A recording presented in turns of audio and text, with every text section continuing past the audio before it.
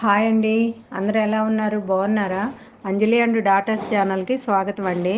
ఈరోజు వీడియోలో సిమ్లా మిర్చి కోడిగుడ్డు కర్రీ ఎలా చేయాలో చేసి చూపిస్తానండి. ఇప్పుడు సిమ్లా మిర్చి కోడిగుడ్డు కూరకు కావాల్సిన ఐటమ్స్ అండి. నేను పెద్ద సైజు సిమ్లా మిర్చి 2 తీసుకున్నానండి. ఈ 2కి 2 కోడిగుడ్లు తీసుకున్నానండి. కావాలంటే ఇంకోటి వేసుకోవచ్చండి.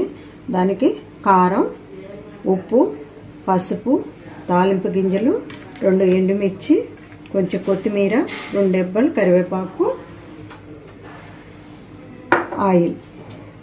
ఇదిగోండి సిమ్లా మిర్చి శుభ్రం కడిగి ఇలా సన్న ముక్కలు కట్ చేసి పెట్టుకున్నానండి. ఇప్పుడు స్టవ్ వెలిగించి ప్యాన్ పెట్టుకొని దీనికి సరిపడా కొంచెం ఆయిల్ వేసుకుందామండి. ఇదిగోండి నూనె వేడెక్కింది. ఇప్పుడు ఎండుమిర్చి, తాలింపు గింజలు వేయాలండి. ఇప్పుడు తాలింపు గింజలు వేసాక కరివేపాకు అండి. ఇదిగోండి తాలింపు వేగింది.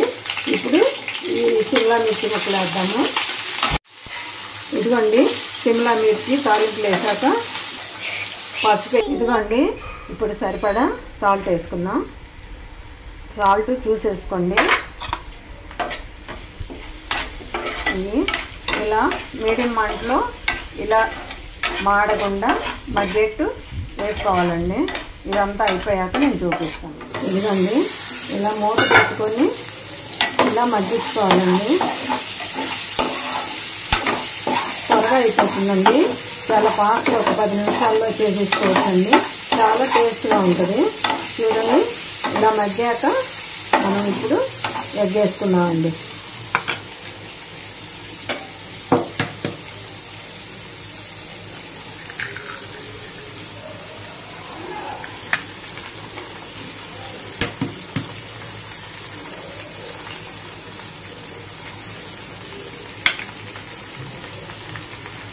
ఎగ్ వేసాక ఇలా కలపాలండి. ఇదండి ఎగ్ వేసి ఇలా కలుపుకొని కొంచెం సేపు స్టవ్ మీద ఉంచుదామండి. కొంచెం వేగాలి గుడ్డు.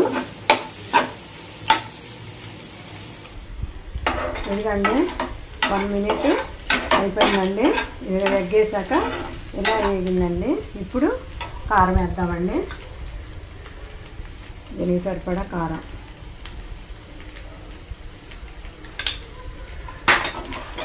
లాస్ట్లో మనం టేస్ట్ సరిపడా ఉప్పు చూసుకొని సరిపోకపోతే కొంచెం వేసుకుందామండి. ఇప్పుడు దీంట్లో అయితే ఉప్పు కరెక్ట్గా సరిపోయిందండి. ఒక్క 1/2 నిమిషం ఆగి స్టవ్ ఆపేద్దామండి. కూర అయిపోయిందండి. ఈ కూరకి ఆయిల్ ఎక్కువ పట్టదండి. ఆయిల్ చూసేసుకోండి. కొంచెం ఆయిల్ అయితే సరిపోతుంది.